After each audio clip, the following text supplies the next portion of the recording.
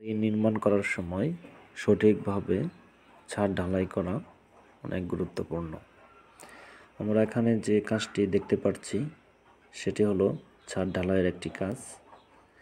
আমরা কোন বাড়িতে কত ইঞ্চি ছাদের পুরুত্ব দেব বা ছাদের থিকনেস দেব এই বিষয়টি সঠিকভাবে না জেনেই ছাদ ঢালাই করে ফেলি।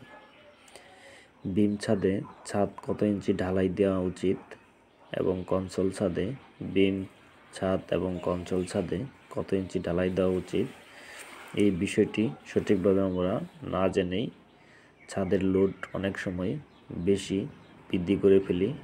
আবার অনেক সময় দেখা যায় ছাদের লোড কমানোর বিষয় চিন্তা করলে উপরের জালি রড বেশি থাকে।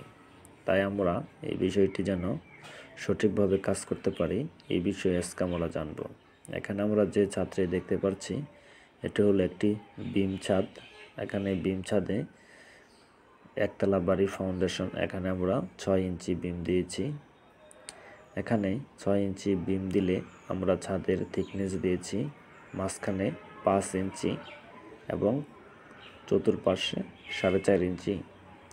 এখানে আমরা মাঝখানে যদি 4.5 ইঞ্চি দেওয়া হতো তাহলে এখানে মাঝখানে ডাল থাকতো, মাঝখানে ছাদে পানি বেঁধে থাকতো। তাই আপনারা অবশ্যই খেয়াল রাখবেন ছাদের স্লোপটা যেন ঠিক থাকে। অপর দিকে যদি কনসোল ছাদ ঢালাই করেন তাহলে কনসোল ছাদ বলতে একটি কনসোল বিম ছাদের মতো।